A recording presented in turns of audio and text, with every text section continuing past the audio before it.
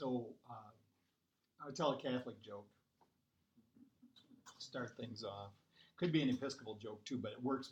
Works a lot better with people who have that Catholic sensibility. But everybody will understand.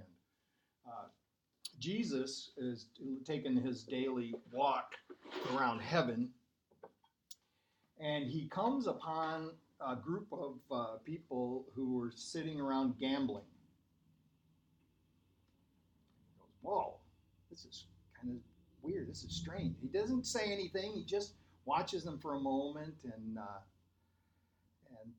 then he goes on, and a little bit farther down the road, he sees some people who are gathered around a table drinking. He's just dumbfounded. He doesn't understand what's going on, so he heads on over to the gate where St. Peter is standing there interviewing the next person to come in. And he said, "I need to interrupt you for a minute. I got to talk to you about a couple things." He says, "I don't know. I was just taking my walk and I saw these people over here. They were gambling. And then I went a little bit further and there are people who were drinking." I said, "What is going on around here? Isn't it your job to make sure that people don't get in here till they're ready, like they're supposed to go to purgatory for a while to get themselves together before? Aren't you supposed to be screening these people?" He's a little bit harsh. Well, you know how Jesus is. It's just a joke. Just a joke, right? So Jesus is waiting for an answer, and Peter says, "Well, I'm trying." He says, "I'm trying." He says, "I'm really trying, and I know it's a problem. I'm trying to work it out." And Jesus says, "What do you mean trying to work it out? Can't you do your job? Just don't let the ones in here who aren't ready to come in here yet." He says, "I know." He says, "I know, but that's not the problem." And Jesus says, "Well, what's the problem?" He said, "Well," he says, "I send them away. I tell them they need to go be prepared for a little bit longer. But it's your mother. She keeps letting them in the back door."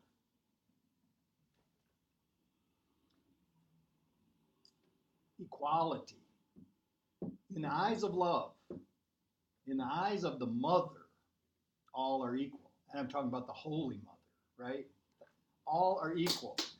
And all are ready for heaven, especially the heaven that we're talking about here. I'm talking about the kingdom of heaven, which is not where St. Peter is waiting for you to come to the gate, but the kingdom of heaven, which is here and now, in the present moment, which we identify many times here as the kingdom of oneness, the kingdom of unity, where we understand that we really are part of this organism that's larger than ourselves, that actually the organism that includes all living beings.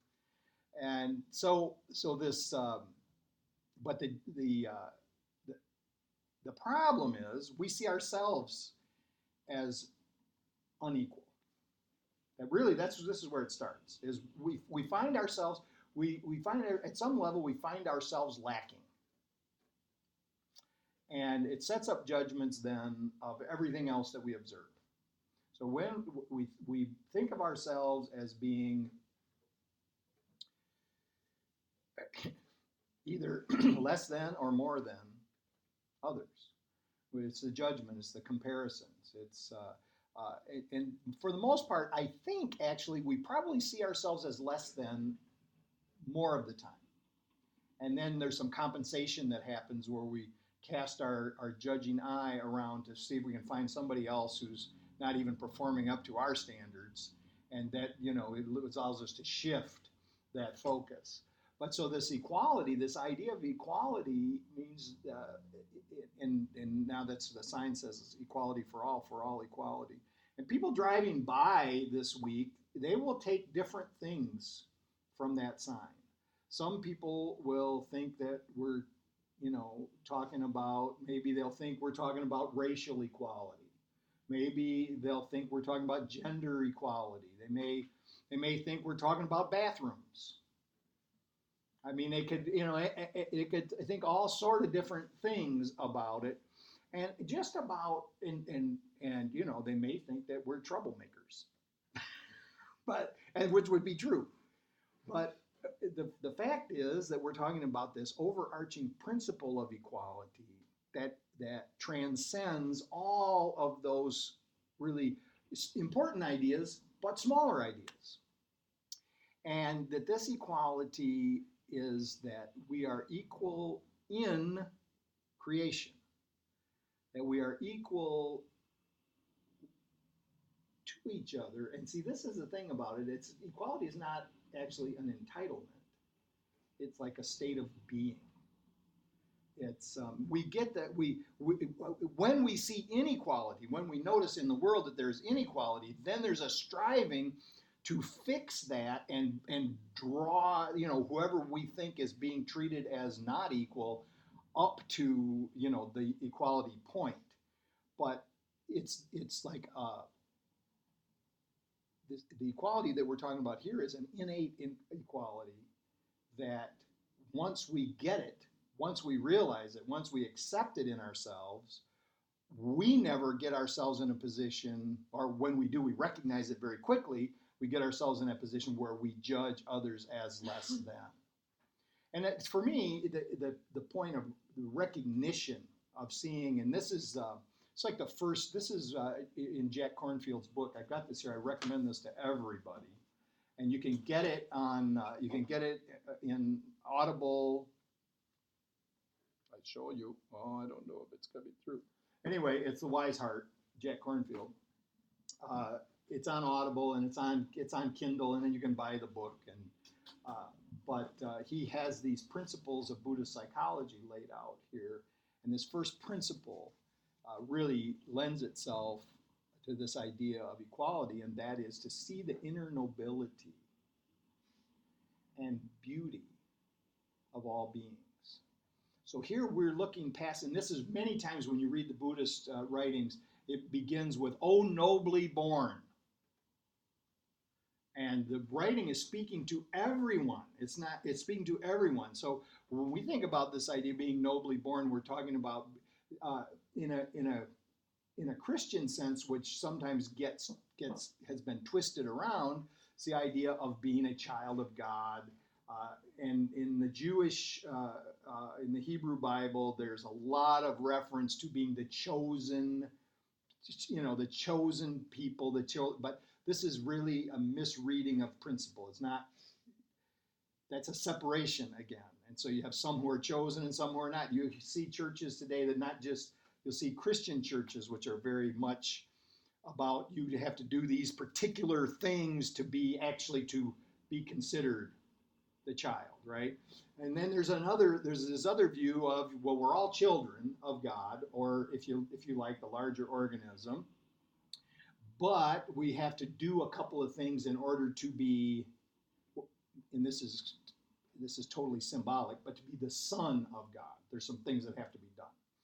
And it's the Hebrew tradition that in order to be the son, and we would say today son or daughter, but then it was really, when the tradition was formulated, it was just the son. In order to be the son of your father, you had to enter into your father's business. This is the way it was. You could not, and it was just expected. It was just expected that you're going to carry on the tradition. You're going to enter into your father's business. And so this idea comes down to us today is to say, if we're all children of God, but in order to, and it's not to get the designation, but in order to feel as if you are really son or daughter of God, you need to be in God's business. You need to be doing the business of creation, which really, simply put, would be what we would be doing is extending love. So that's how we establish what the Course in Miracles will call our connection in the sonship. It's how we realize that we are part of this sonship, is that, not S-U-N. Now, we're not going into space, but we're going into inner space. But part of the sonship is that when we start extending love, when we forgive the world we see and begin to extend love. So this first Buddhist principle is see the inner nobility and beauty of all beings, is the same as seeing the Christ in the person who's in front of you. There's many more liberal churches, around the country and the world, who they greet each other at the beginning of the service, they'll say something like, turn to the person next to you and say, I see the Christ in you. I behold the Christ in you. And of course, then with in the Buddhist tradition, it would be Namaste, where we say, the good in me beholds the good in you, beholding the good in me. But this is this first reason. It's the first principle in Jack Kornfield's book. Is like it's the beginning. It's the place to start. Is we begin by seeing the good in us, and when we do this, see, in order for us to really be able to do it and feel it, we have to feel it in ourselves. We have to realize that when it says see the inner nobility and beauty of all beings, that means us too. So here is this idea of equality is saying, now, I can, in my mind, I may be able to list all the good things that I know about you when I see you. And if I don't know you, I may be able to take some cursory impressions, in our first meeting, and maybe be able to list some things I think are probably good about you. But if I am not seeing that this nobility and beauty is in me, I will never really see that it's in you. And it's very interesting is that if I don't see it in you, I just shut it off in myself. That's the other thing. Like it goes together, and it's not like it doesn't, like one thing doesn't follow the other. They happen in a simultaneous kind of way. Now, all this stuff we can do as mental exercises and intellectual kind of ways we can do it, but we won't get the feeling. We won't get the feeling of it. We can even accept it in our minds as, yeah, this is the way things are. But without the feeling, of course, then it will never be our experience. It will only be some passing thoughts that we had. So to think about in the lesson for tomorrow is about being valuable. And so I was thinking as I wrote this one that I was thinking about how many times we see ourselves as less than some and greater than others. And to come to this place in mind where we see that everyone's of equal value and begin to treat people like that. And I think that this treating people like that doesn't mean, in a sense, it does mean being reverential, and it means bowing to the good that we see in them, but it certainly doesn't mean going along to get along. So yes, now I'm not saying that we should be disagreeable, but I am saying I think it's important when we come together as equals that we speak to each other honestly. And also be willing, because many times I may think I'm speaking very honestly, and really I'm irritated about something and I want to be right, but I have to be willing to be wrong. I have to be willing to be wrong. So if I think something does need to be said, and it's not just me trying to force my will on something, that I need to take the chance. I need to take the chance and say the thing and be willing to then, if it turns out that I'm incorrect, I need to be willing to say that I was. But I probably shouldn't leave it unsaid, unless I really have some uncertainty about what's going on. But so if we see this reality, that we are all equal parts of this greater whole, that everyone indeed is a child of God or a child of the universe, however we want to think about that, and that then we would remind ourselves that temporarily we seem to be different. So here's the thing where we're different in ways, but we still have this innate equality. So we're different in ways, and we can think about it as being special in ways that we have a certain talents and abilities.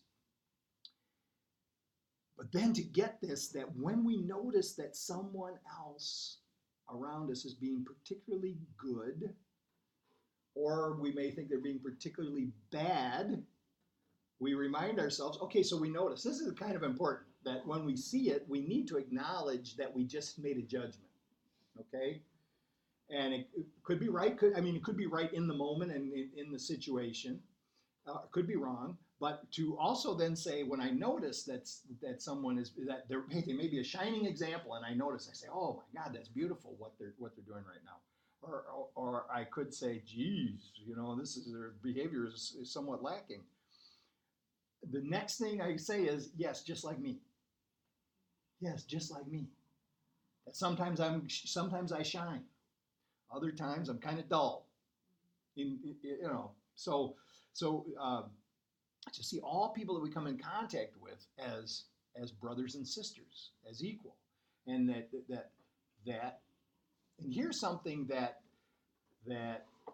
biology seems to be saying would be this idea that I'm going to put forward now, that biology would say that it's not correct,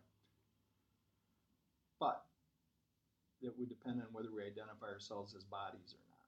But this is the idea that we are all irreplaceable parts of the cosmos, of creation.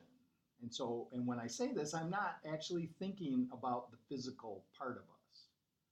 I'm thinking about spirit.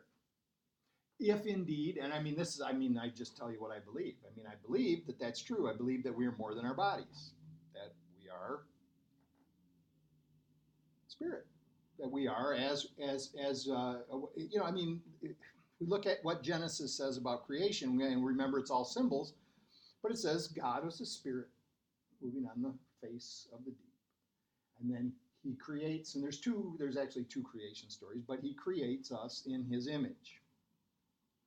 So to just take it like that and just say, okay, we're created in the image of spirit, not that we're not created in some like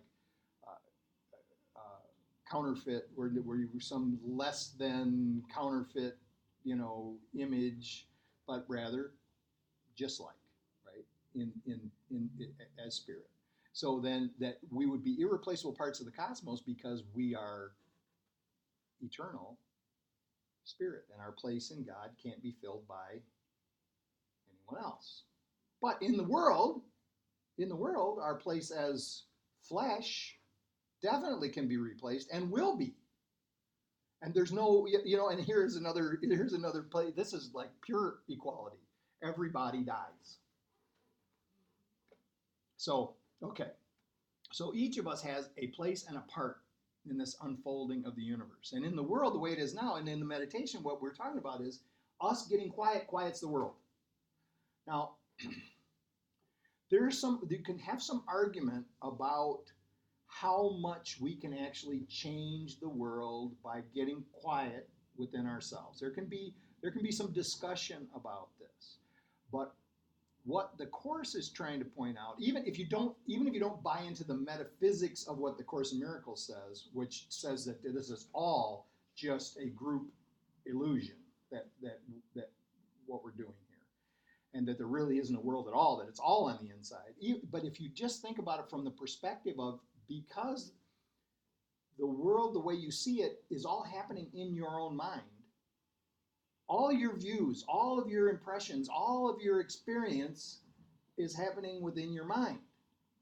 And so that would indicate that we have some ability to change what's going on the inside. So we change what's going on the inside, and if I see it differently, if I forgive, if I extend love instead of letting fear have me extend aggression,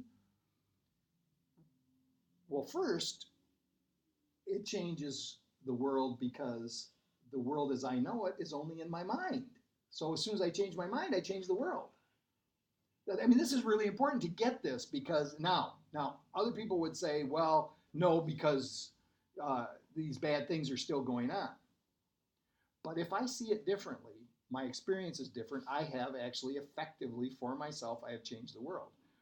More than that, if I become a center of peace, because I've changed my mind about the world, me becoming a center of peace touches the people around me and has an influence on them. And this is one of the things that I think this is pretty obvious, that when we get involved in a group of people and they have certain ideas, they have ideas that we may not, even when we first start associating with them, we really may not buy into. What if we hang around and listen and then what really happens is we want to like be part of, we want to be accepted. We start picking up the company line, and so all of a sudden now we're a group of people who are like-minded, even if we may have started out not. So we can see these influences. People buy into, they join a company, and the company has a certain philosophy, and this may not be their philosophy when they join the company, but if they throw themselves into the company, pretty soon all of a sudden it's their philosophy. And we don't even realize how it happened. And we're really like we're into it, right? So we should understand that if we're at peace and peaceful, that then we're going to help those around us be peaceful.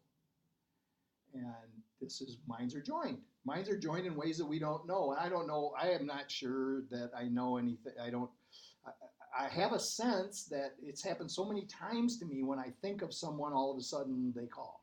It's happened so many times that I have an idea for something. I think this would be like, I don't want to say invention, but a good idea to fix a problem. And all of a sudden there it is. Somebody did it, right? And and I think we're connected at that level of the conspiracy, that we're keeping the world going like it is. I can't prove that, but I think that. So this next piece is compassion. Compassion is our deepest nature. It arises from our interconnection with all things.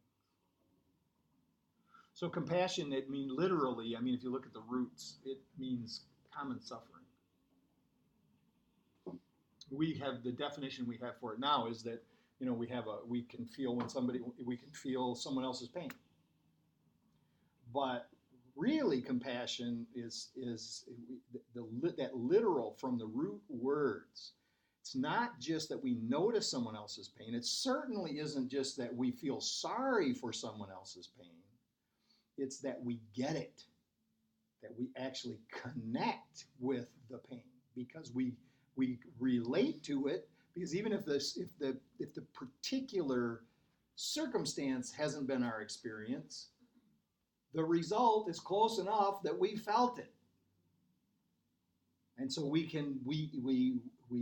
are with them. And this is so important because this is part of this equality and part of being part and a huge piece of being a part of the greater organism is that when we realize that these experiences that we have, the suffering that we do in our own lives is shared.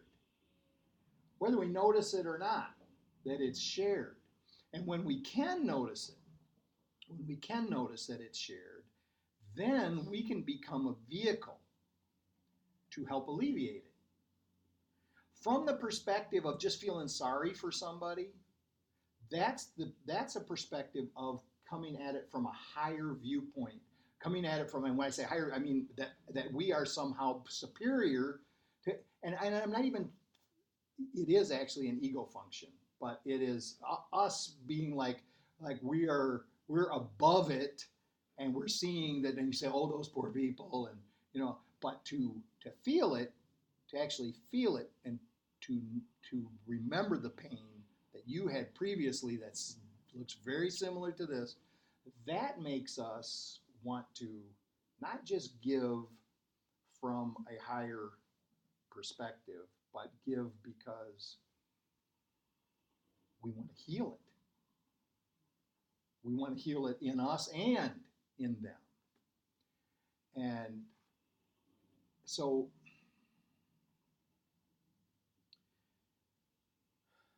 this ultimate picture of compassion is that we see that suffering is part of the experience of the world. But we also see that it can be alleviated.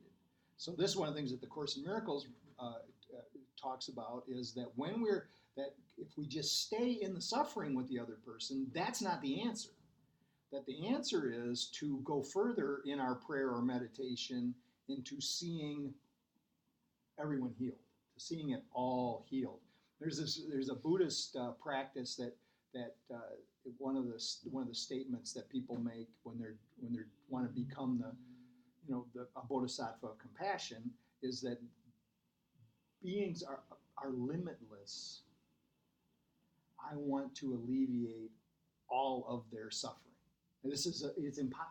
I mean, when you think about it, it's impossible, right? It's impossible when you think about it from a mundane and physical aspect that we're one person, how we're going to alleviate the suffering of all. But the idea is that's what I'm opening my mind to.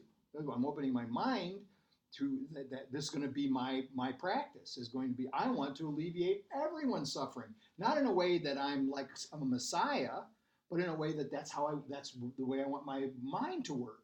I want my mind to work like that, so that every opportunity that comes up, I want to be in the mix trying to alleviate the suffering that is common to us all. And that, I think, that's why it's so important to establish the sense of community, to establish that we're all in one big community. So that's, for me, I just use this all interchangeably. Like, to me, God is the larger community. And actually, the Aramaic word, it's so interesting that the Aramaic word for God is the same exact word that they use, that is unity. Now, it was used in different contexts, but it's the same word. So there's got to be a reason for that. So I think about God as being the unity of all life. So this then is the larger community, the common unity, right? And we talked about this before, about evolutionarily what happened was we made alliances as we evolved, and our bloodlines, the reason that our bloodlines that we spring from, the reason that they were successful, the actual reason that you're here is because way back when your ancestors made good alliances. They came together in communities, but they fought against other communities. And they prevailed. Otherwise we wouldn't be here, right? So, but now what we see now is that the evolutionary imperative is for us to see a larger community, because our focus on still being locked into the tribal sense is destroying the planet, because we've gotten too powerful. I mean, we've gotten to the ability to be able to affect too much in our selfishness. And so the only way it's pretty apparent that the only way that we're going to be able to continue, and the only way these bloodlines are going to go on, it could be a drastic elimination of population, but the only way is to see a larger community, to see that we are really part of this larger thing. And this is going to help people so much, not just in cleaning up the mess that we're making, but it's going to help us so much internally. It's going to help us so much with our own stuff, because if all of the reasons that you're upset with your neighbor drop away, it's not just going to happen and we're going to just be healed overnight. But when we can return our mind over and over to the fact that my brother and I are one, we are equal and we are one, and I'm not separate from. And this, because if we look, all of our issues as a society stem directly from disagreements that we're having. What Rumi says is, it's all about words. We're fighting, we're killing, all about the way we define words. And so if we can just come to this idea of equality, of unity, of the extension of compassion. So we shift our attention from day-to-day experience to this spacious consciousness. If we're just focused, I think it's like there's this principle about present awareness with acceptance that's like really important. Is that as experience occur, we accept them, and we don't deny them. But then there's a step beyond that of taking our attention off of the particulars of the experience and focus on the whole. And from that thinking, wisdom arises because we're no longer locked into our own personal view. But this is like it's kind of tricky because we think a lot of times we think and we're studying and yeah, I want to just have the community view. I want to have this larger view. And so we deny our personal view. We try to just push it away. This will not help. It's going to come back. It's going to show itself, pretty soon in some other way. So it's that acknowledgement and that admission that this is my personal experience, accept it, and then move to a larger view. Each time, move to the larger view, knowing that the larger view is actually going to be the thing that's going to help the whatever the smaller problem might be. And then to recognize that these mental states that we find ourselves in can be shifted.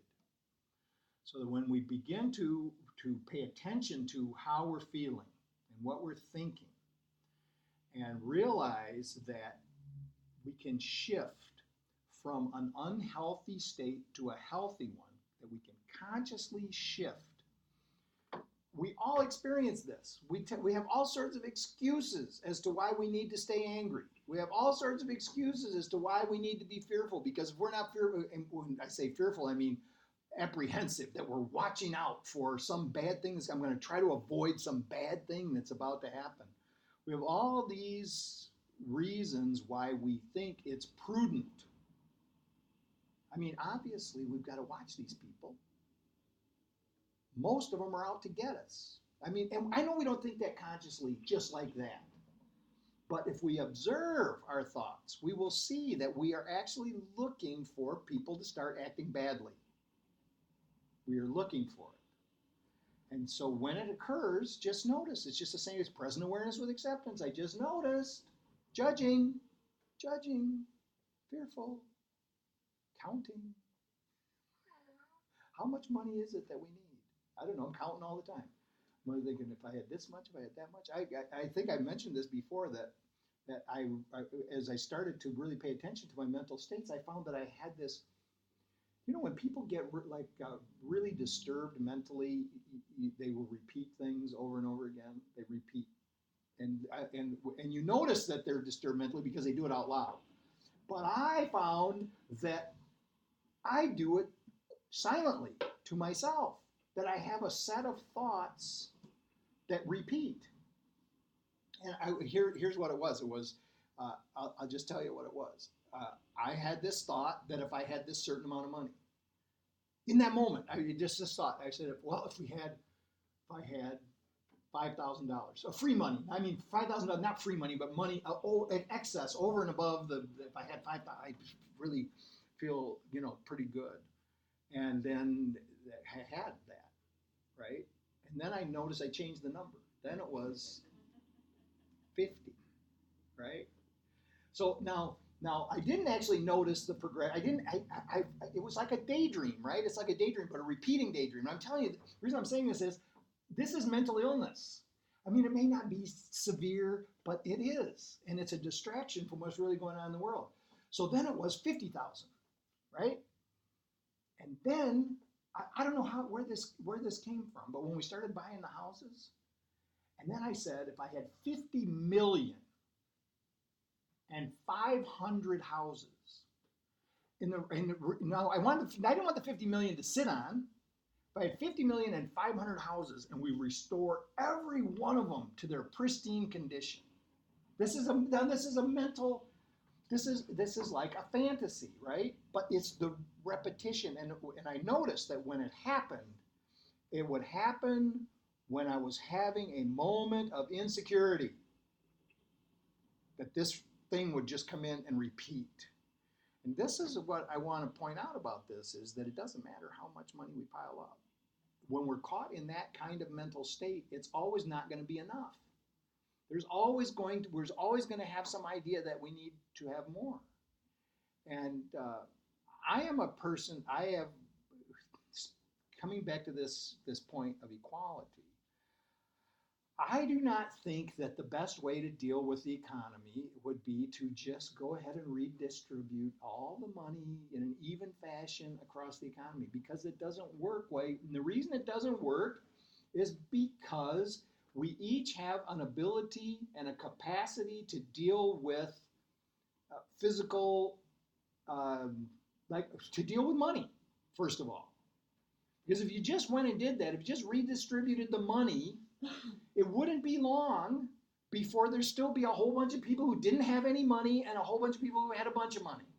Just so, but it does make sense to even out the ability, the opportunities. So our job as a larger community, as far as redistributing wealth, is first of all, there does need to be some regulation because what's happening right now is not good. It looks as if it's really good for the people who have the majority of the money, but it's not because it can't be maintained. History has shown that when the pendulum swings this far, there has to be a correction made. So, but the problem is, if we're a person sitting in a position where we have all the money, even if we're smart enough to know it, we don't want our money to go first. Let somebody else do it first. Let them, I know this needs to get in alignment, but not mine. I got to keep mine. But if we redistributed opportunity, and if we as a community said what we really need to do, and this is so obvious what needs to happen, everybody needs to be trained to their temporary talents and abilities. Every single person has talents and abilities, and they can be identified from the time that we are very young. So we can take young children and put our attention and our money on educating them, not educating them so that the whole focus is they can make a bunch of money. Focus on developing their talents and abilities so that they can contribute to society in meaningful ways. And I just guarantee that will turn into money.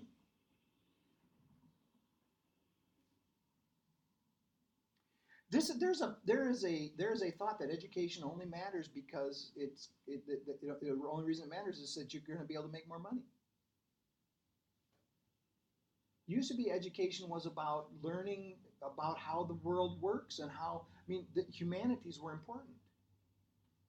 The classics I think that I don't think, is there even such a thing anymore as a classical education where people are exposed to the literature this is the experience of mankind, and all the mistakes that we're making today have already been made and they're in the books.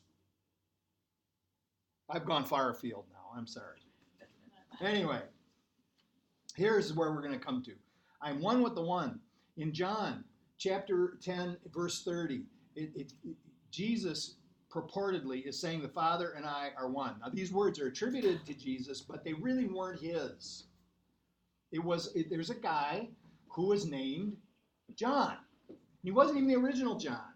All right, it was John the Elder, and he inherited the church that began from the Apostle John. Now this is history. This is actually what really happened. Okay, so there's the Apostle John. This guy's name is John. Also, he's John the Elder. He sits down and he has this meditation and he writes the Gospel of John. And this is written at least 120 years after the crucifixion event, all right? But people have taken these words and said it's Jesus' words exactly. And if you look at it very closely and compare it to the Coptic Gospels, it's so different from things that he says. But what happened, and here I'll just say what he really was saying is the Father and I are one. He's saying that we're all one. This is where this ultimate equality comes from. We're all one in God. And it is actually the essence of the Jewish tradition. It is the basis for the Christian faith, and is actually the very foundation of monotheism. But it's so disputed now because you want to have for some reason, all these religions want to have God as this fortress that stands alone, and we're hoping to somehow be let in. But it's wrong. We can't be outside. What we want to believe is that Jesus and God were one. I mean, if we're in this mainstream idea that somehow Jesus transcended and becomes one with God, but not us. We're still on the outside, and we're just hoping that we can jump through all these hoops, and every single religion's got a different hoop for us to, and multiple ones that we have to jump through to get in this. But this meditation of John the Elder is this masterwork of the Gospel of John. It's deep and true and so much on the point. God is one and I am one with God. God is one and you are one with God. God is one, and everybody that I see out there that I may have a temptation to be judgmental about today, God is one and they are one with God. In the Christ consciousness, there is only full equality, only oneness. So today, that's what we're going to do. We're going to go forth and see that the Father and I, the Mother and I